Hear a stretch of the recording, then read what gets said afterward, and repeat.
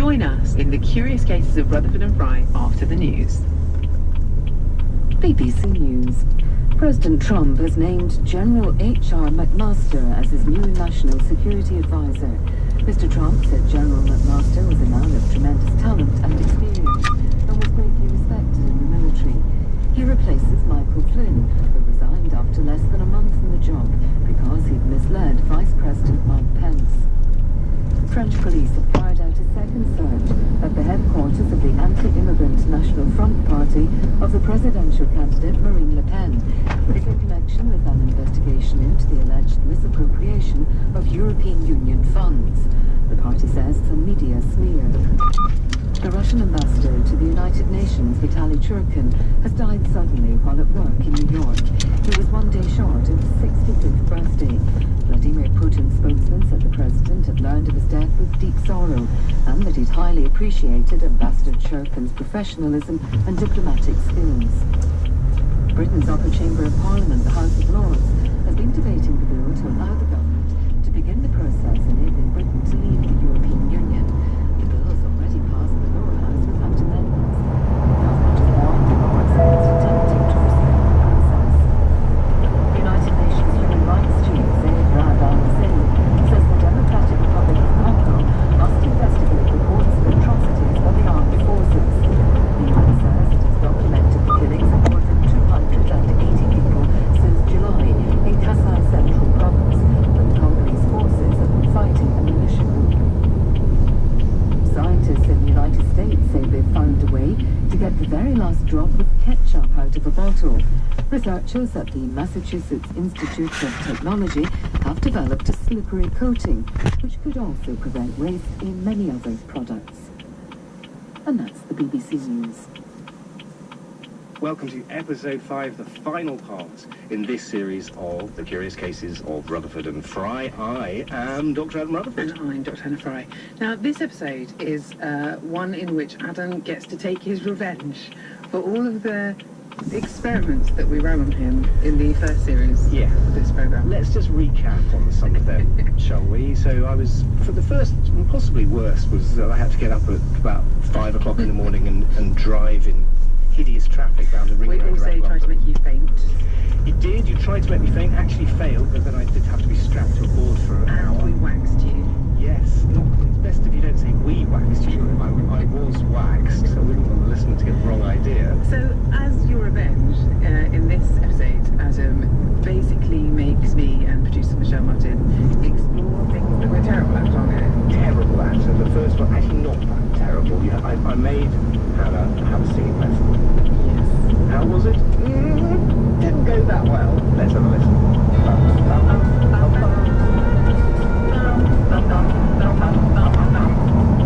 Can't be too ridiculously catchy.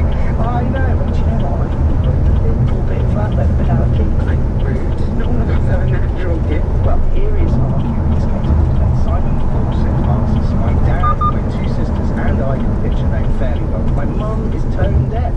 What controls our ability? And can I do anything to ensure my son can at least carry a tune? Okay, Hannah, how's your sleep? I would say it's below average. Below average.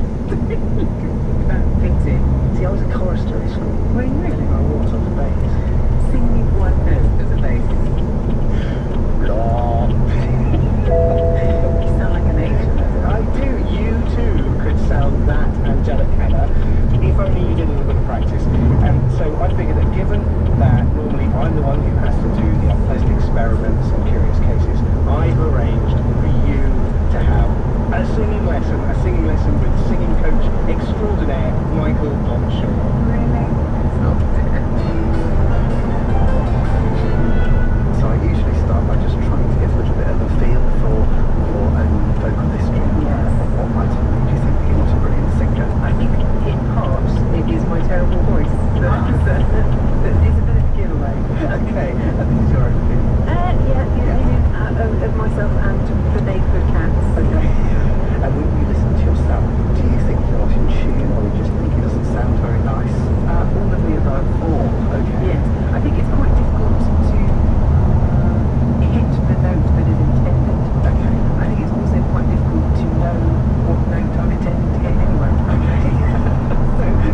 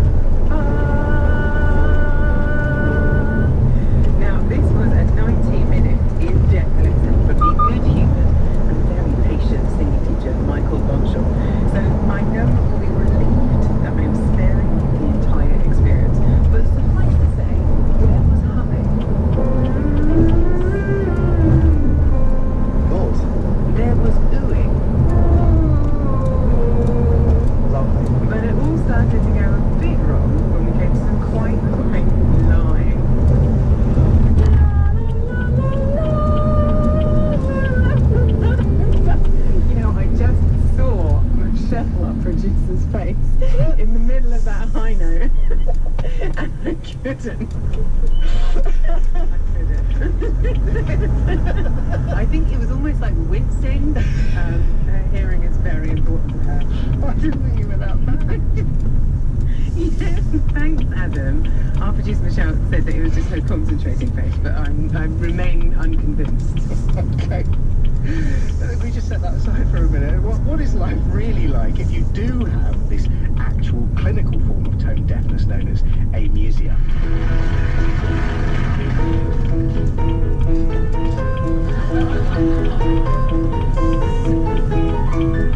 Well, I know it's roll out the barrel. Apart from that, I mean, it's piano music. The fact that it had long notes is not something I would have noticed. Meet Martin Price. He's in his 60s, he lives in Wales, and he has amusia. Just as people who are colourblind can't see certain shades, people like Martin don't hear music in the same way. For him, it all started when he was 11 years old, sitting in a music lesson. The teacher put on this piece of music.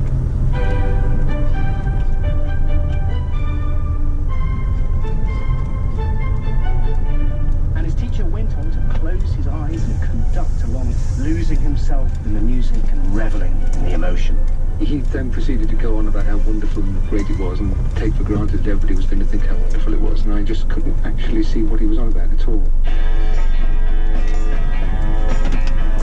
Maybe classical wasn't Martin's bag.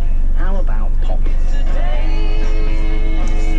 I was 18 in 1970, so one would try and get interested in the Beatles or whatever, but I could never actually see what the whole point of it was. And as time went on, Martin began to dislike music more and more. I mean, I classify music as being offensive and innocuous. Innocuous music you can tune out or ignore, and offensive music is too loud or discordant or whatever to do that with. Everyone does have some music they don't connect with, though. So give me an example. Well, for me, the Stone Roses. So I've tried very hard.